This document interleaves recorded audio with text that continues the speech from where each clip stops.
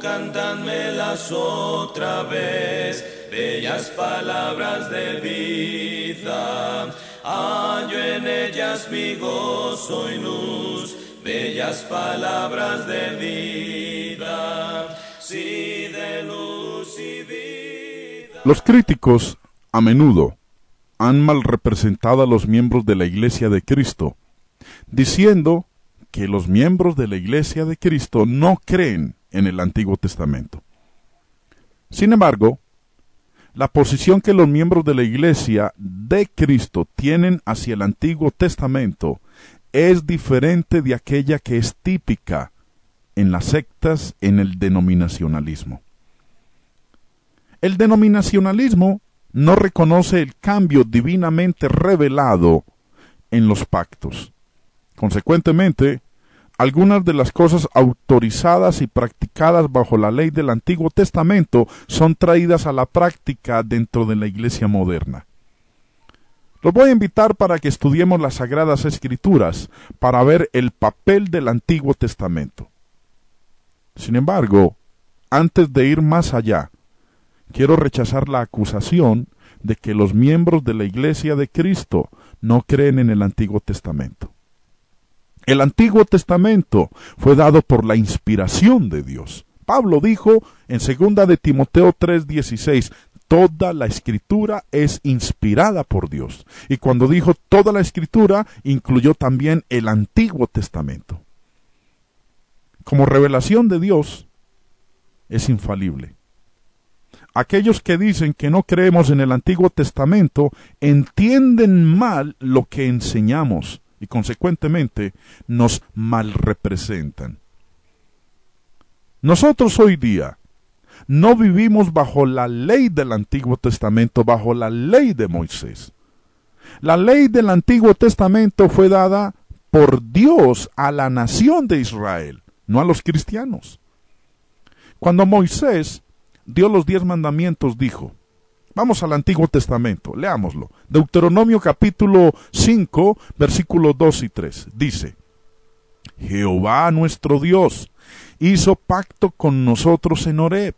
No con nuestros padres hizo Jehová este pacto, sino con nosotros todos los que estamos aquí, hoy vivos. Aquellos que conocen la historia bíblica de la nación de Israel, recordarán que Dios dio su ley a ellos en el monte Sinaí después de su liberación de la esclavitud en Egipto. La revelación divina fue un tesoro único para Israel. El pacto con Israel fue dado por un periodo definido, no indefinido. Fue dado hasta que la promesa del Mesías viniera a la tierra. En la carta a los Gálatas, en el capítulo 3, en el verso 19, dice el apóstol Pablo, entonces, ¿para qué sirve la ley? Fue añadida a causa de las transgresiones hasta que viniese la simiente a quien fue hecha la promesa y fue ordenada por medio de ángeles en manos de un mediador. Cuando Jesús vino, dio un nuevo pacto al mundo. Cuando este nuevo pacto fue dado, Israel no fue obligada por más tiempo a obedecer las enseñanzas de la ley de Moisés. Tanto los israelitas como los gentiles estaban sujetos a Cristo y a su ley. La persona judía no tenía una posición privilegiada con Dios. Si él había de ser salvo, debía obedecer el mismo evangelio como lo hacían los gentiles.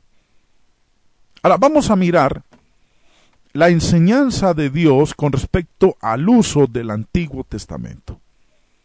El Antiguo Testamento revela el pecado y la actitud de Dios hacia éste. Pablo dijo en Romanos capítulo 7, verso 7, ¿la ley es pecado? En ninguna manera. Pero yo no conocía el pecado sino por la ley, porque tampoco conociera la codicia si la ley no dijera, no codiciarás. Pablo reprendió que la codicia era pecaminosa porque Dios reveló su voluntad en el Antiguo Testamento. A través de la ley, dice Pablo en Romanos 3:20, es el conocimiento del pecado. No solo la Biblia revela lo que era pecado y lo que no era pecado. También declara la actitud de Dios hacia el pecado. La indignación de Dios hacia el pecado fue manifestada en Génesis capítulo 3. Otros registros del Antiguo Testamento documentan su buena voluntad para castigar el pecado, incluyendo tales cosas como el diluvio, del cual leemos en Génesis del 6 al 8, incluyendo la destrucción de Sodoma y Gomorra, que se encuentra en Génesis 19, y también la muerte de Nadab y Abiú, hijos de Aarón, en Levítico capítulo 10 del verso 1 al 2. Del registro del Antiguo Testamento podemos aprender que el pecado es la transgresión de la ley de Dios, como lo dice Juan en 1 de Juan 3:4, y que el pecado será castigado por Dios, como dice en Romanos 6:23, porque la paga del pecado es la muerte. Otro segundo punto a considerar en esto, queridos amigos, es que el Antiguo Testamento revela la obra de Dios para traer al Mesías, para redimir al hombre del pecado. El Antiguo Testamento predijo la venida del Mesías, del Señor Jesucristo. La selección de Abraham y de Israel fue una parte de la obra de Dios para traer el Mesías al mundo. Los profetas profetizaron que el Mesías sería un descendiente de Abraham y de David, y que nacería de una virgen, y que ejecutaría milagros, que sufriría por los pecados del hombre, y que establecería su reino.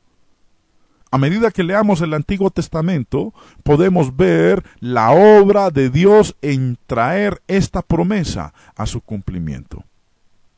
Y también leemos en las Sagradas Escrituras, queridos amigos, que el Antiguo Testamento es un ejemplo para nosotros. Escribiendo con respecto a los ejemplos de apostasía del Antiguo Testamento, Pablo dijo, lean conmigo, en 1 de Corintios capítulo 10, el verso 6, dice, mas estas cosas sucedieron como ejemplos para nosotros, para que no codiciemos cosas malas como ellos codiciaron. Y en el versículo 11 añade, y estas cosas les acontecieron como ejemplo, y están escritas para amonestarnos a nosotros, a quienes han alcanzado los fines de los siglos.